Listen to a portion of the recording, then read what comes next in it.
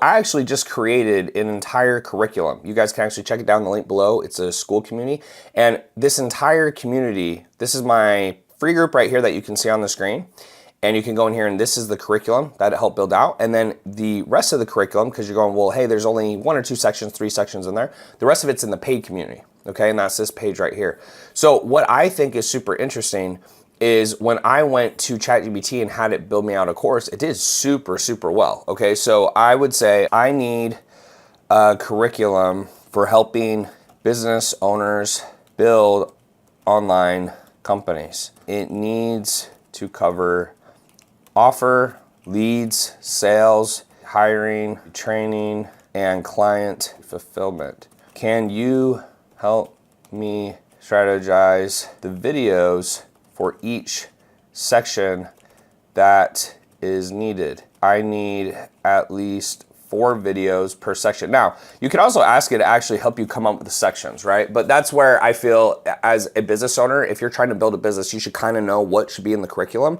And then you can have ChatGPT help you figure out specifically what videos. Because sometimes what I've noticed is with a beginner, someone who's watching or learning about business, things that are not easy for them are very easy for me, and I'll oversee that. And that's why usually when you're making curriculum, you want to make it easy to digest. You want to make it as simple as a little 3rd grader or a little baby could figure it out. And so I'll type this in to ChatGPT, and we'll see what's going to give me.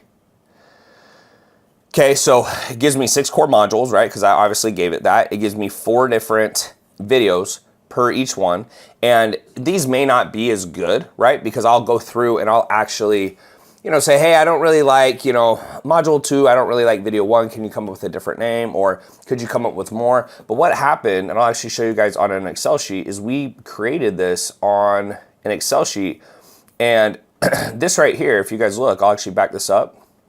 This was the entire curriculum. So the first week was Business OS, and we had about 15 videos. We even had some bonus videos because I also went to my team and said, hey, what is other stuff we can put in there that clients are asking for? You can also get feedback from your clients, but we put that into ChatGPT, we asked the team, and this is what we came up with. Then we went into week 2, which is about leads. We had about 15 videos. Week 3 was conversions, which is like more sales and marketing. We had about 10 or 12 videos. Then we went to week 4, it's more about fulfillment. It's about another 10 videos. Then we had bonuses. And what I really liked about doing this is I was able to go back to ChatGPT and see if I was missing anything. It's like, hey, I was thinking about putting these videos in there. Is there anything else you can think of? The thing I like to use it for is, again, it's helping me create more ideas. It's helping me refine my ideas. Because again, when you're thinking of stuff, you really are usually wondering, hey, is this good? Can I get some feedback? And ChatGPT is kind of my feedback. So you can actually create a course curriculum in my free school community. You guys can check out the link below. You can actually see in here, I actually show you how to use ChatGPT in more depth and where I actually build out the entire curriculum. It's in this section. Okay, so if you guys want to see that, just click the link down below, go inside the free school community. You can check out these videos, and I actually will go more in depth. Like you see this video right here, it's 20 minutes just on creating the curriculum. Okay, but this is definitely a great way to use ChatGPT, and it's one of the ways I like to use it because it's simple, it helps you think, and it helps refine your ideas. The next thing up I really like to use it for is landing pages. Okay, so I could come here and I'll show you just a random page, but if I have a landing page that's not performing, okay, it's not doing so well. So let's say I come down to here. These pages are not getting a lot of traffic, so it's hard to see, but this has an 8% opt-in rate, this has a 6% opt-in rate, okay?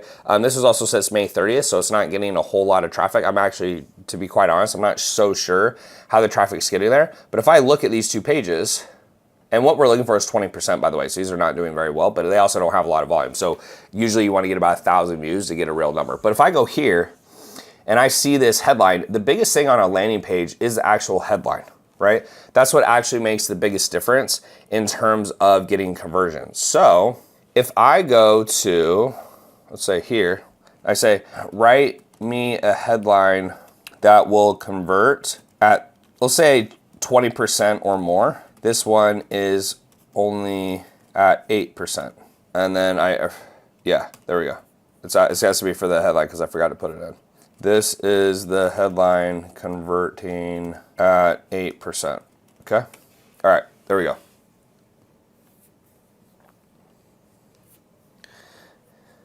Okay, so first off, it says, hey, here's why it's not converting. Here's how you can try to get to the 20% goal. And then it starts giving me different options, right?